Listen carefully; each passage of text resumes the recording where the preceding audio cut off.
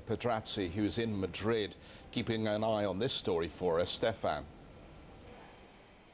We are just a couple of hours away from the bond auction, and Spain is likely to pay a significant premium, Jeff, for its bond auction, but probably not as much as it could fear earlier this week. We've seen yesterday the spreads with the German bond tightening, and this morning the yields for the 5-year Spanish paper are seen around 130 basis points above the previous issue, which was in November. The average yield at the time was at 3.57%. The Spanish finance minister, Elena Salgado, told CNBC that she's confident for the auction today. She's also convinced that her country doesn't need a financial support from the Eurozone. Now, it's not only about the level of public debt and also about the bond auction, because there are some other concerns about Spain, because in the end the public debt is only 64% of the GDP, which is below the average in the Eurozone. The real concerns here are about the private debt, including the level of mortgages after the collapse of the real estate bubble, and also about the strength of the banking sector in Spain, not the large banks like BBVA and Santander, but we are talking about the local lenders, the cajas. They went through a big merger last year. The situation, according to plenty of analysts, is still a problem. We are expecting a recapitalization, but Elena Salgado, the Spanish finance minister, is not really concerned. She's not really worried about the banking sector in that country. We feel confident because they have gone through a strong restructuring process, in the sense that we had 45, now we have 17.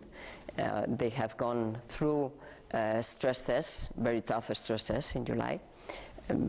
Stress tests in Spain have been applied to 95% of our financial sector, and almost all savings banks have gone very well through this stress test, and only some small savings banks could need some more capital in the future.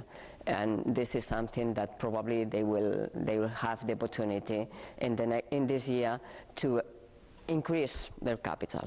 This is something that we want to do them. Do you have the feeling that the cajas, the local saving banks, are on life support?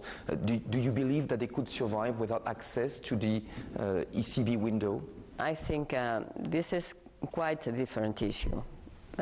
Well, first, our financial institutions, the same as many others in the euro area, they have gone to the ECB because the ECB facility is there. And so for them, it's nonsense not to use it if it's there and it's in such good conditions. But the amount of money that they have received from this facility of the ECB has been decreasing all over the year. And in these last months has been around the average of our weight in the European financial sector.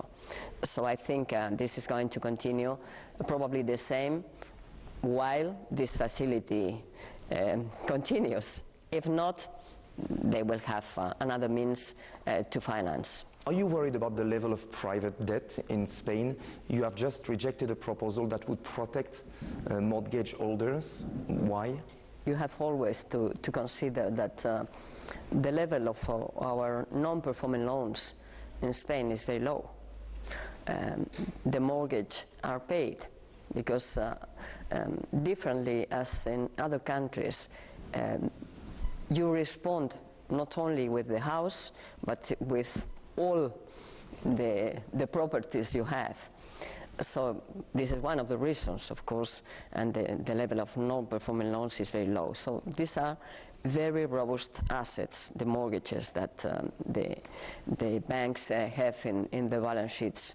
But apart from that, we think that the level of our private debt, or better said, the rapidity of the expansion of the credit in Spain has been too big. So this is one of the imbalances that we are reducing now. It's important to say that in Spain now, going through the crisis, we are reducing the three major imbalances we had. First, the weight of the real estate sector in our economy. Second, the rapid expansion of this credit in the private sector, which has a lot of things to do with the previous one. And third, our current account deficit. These three major imbalances are being reducing very rapidly, so we think that we are in a much better position now. How do you feel about the unemployment level in Spain, which is really high? Do you think that there is a major structural problem with the labor market in this country?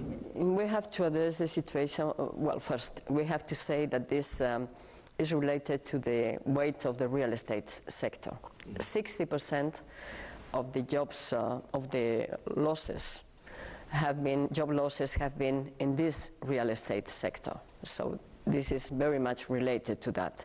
So what we have to do is first to change our economic model in the sense to give more importance to other activities with more technology, export, more dedicated to export. And this is something that we are doing now. And secondly, we have to continue with our structural reforms. One of the most important is the labor market reform. We have started with it, but we have to continue with a new model of collective bargaining. And we think this is the way in which we can increase our jobs in the future.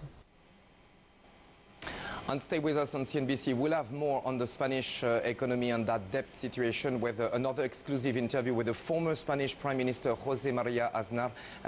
We'll have this interview at 8:20 Central European Time, so stay with us. For the time being, I send it back to Patricia in London. Thank you very much indeed, Stefan.